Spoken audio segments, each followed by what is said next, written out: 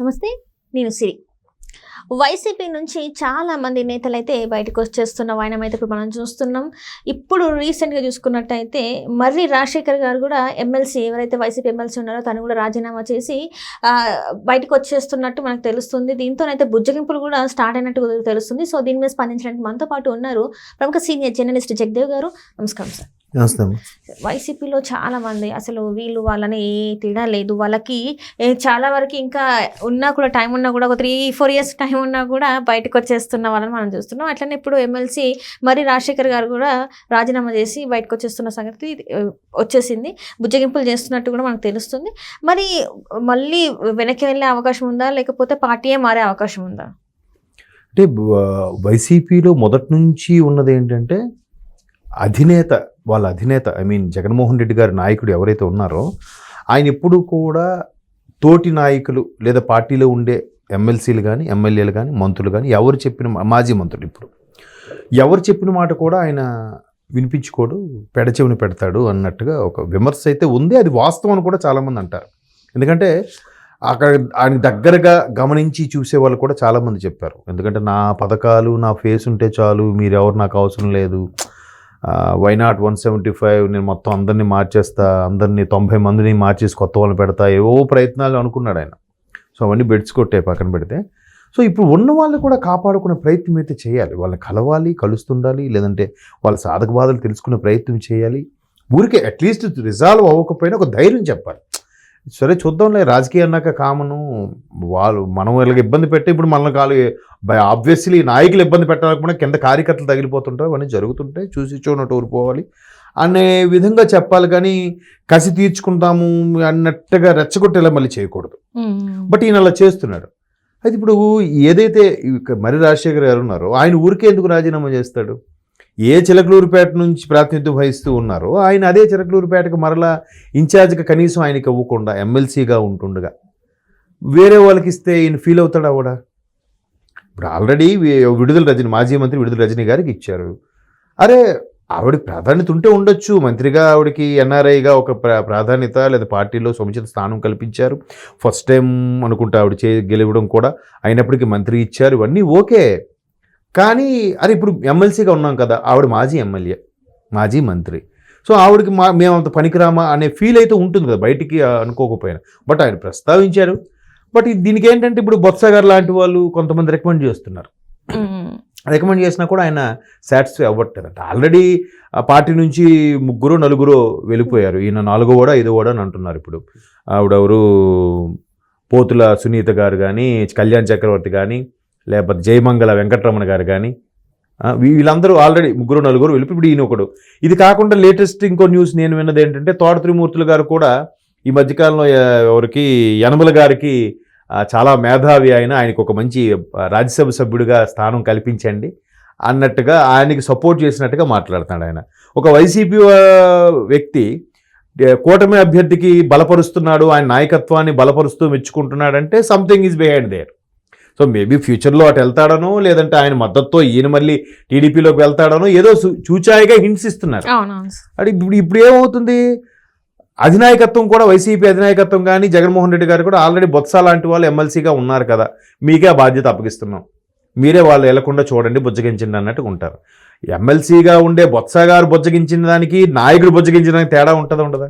ఇక్కడ ఇదే ఎలక్షన్స్ ముందు ఎవరైతే టీడీపీ రెబల్స్గా మారారో వాళ్ళని డైరెక్ట్గా ఒక వ్యక్తిని పంపించి మాట్లాడించడంతో పాటు చంద్రబాబు నాయుడు గారు డైరెక్ట్గా ఫోన్ చేసి మాట్లాడేవారు. ఎవరైతే రెబల్స్గా మారుతారో అనుకున్నారో, లేదు కొద్దిగా కూటమిలో అడ్జస్ట్మెంట్ ఉంది, మనం కంపల్సరీగా ఇప్పుడు గెలవాల్సిన పరిస్థితి కాబట్టి అర్థం చేసుకోండి, మీకు తర్వాత సముచిత స్థానం కల్పిస్తాము అని బాబు గారు డైరెక్ట్గా మాట్లాడితే నాయకుడు మాట్లాడేసరికి ఆ ఫీల్ వేరుంటుంది కదా.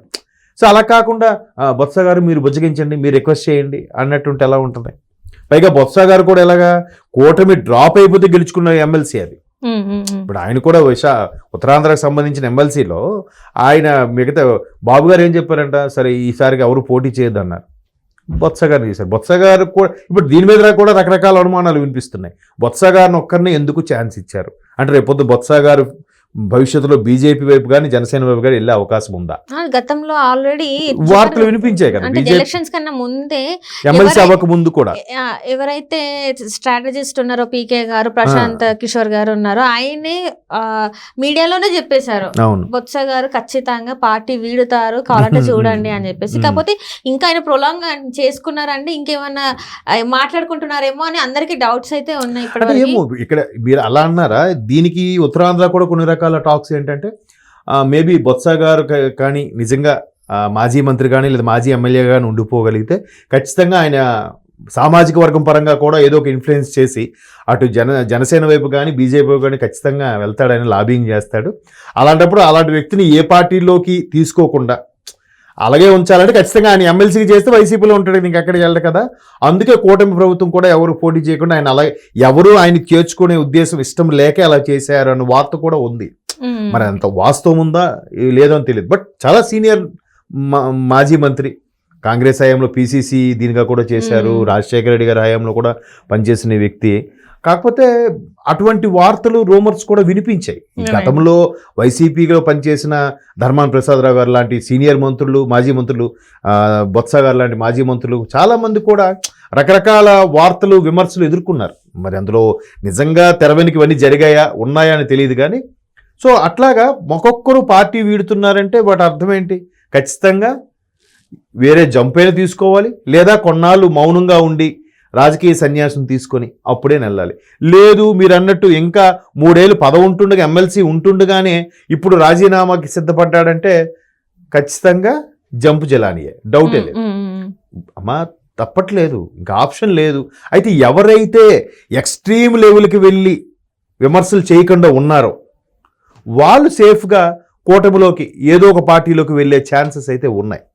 ఎవరైతే చెలరేగిపోయి నోటికొచ్చినట్టుగా తల్లుల్ని, భార్యల్ని, పిల్లల్ని తిట్టారో వాళ్ళు మాత్రం వైసీపీలో కొనసాగలేకపోతున్నారు, అలాగని వేరే పార్టీలోకి వెళ్ళలేకపోతున్నారు.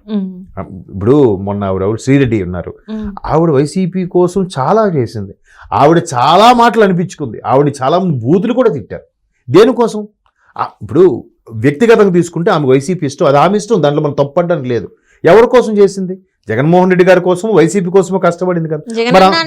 జగన్ అన్న మరి అంత కష్టపడిన ఆమెకి ఈరోజు పార్టీలో స్థానం ఎక్కడుంది?